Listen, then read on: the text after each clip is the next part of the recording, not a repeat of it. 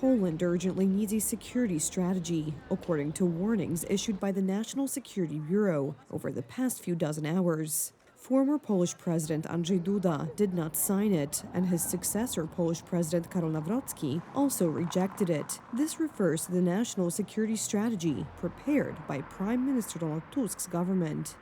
The national security strategy submitted by the government did not take into account a whole series of comments addressed to the government by my predecessors in the National Security Bureau.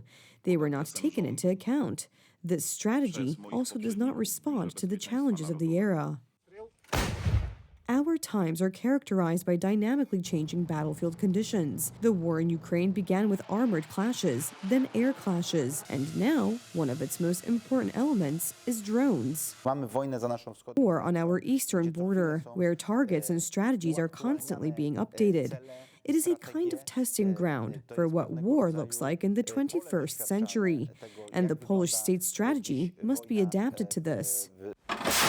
For now, this war is being fought beyond Poland's borders, but the events of the night of September 9th and the early morning of September 10th showed that we too must be ready. That is why the Political Strategic Defense Directive, Poland's Defense Response Plan, and national plans for the use of armed forces are just the beginning of a list of documents that must be updated immediately. Meanwhile, instead of that, we are witnessing attacks by the December 13th coalition on the opposition, the president, and the National Security Bureau. According to participants of the Army Congress, Poland's security strategy must not only restore the development of the Polish armed forces to the pace seen before 2023, but also take into account Poland's place in the technological arms race. We must focus on the Polish arms industry. In my speech, I emphasized that the Polish army should always order weapons in Poland from the Polish arms industry. Of course, this is when the Polish arms industry can produce the weapons that are needed. According to the Congress participants, the ability to independently defend Polish territory and its borders should be the first pillar of Polish security strategy.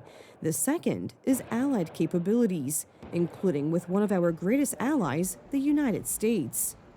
Especially since the United States consistently demonstrates that Poland's security is also in its interest.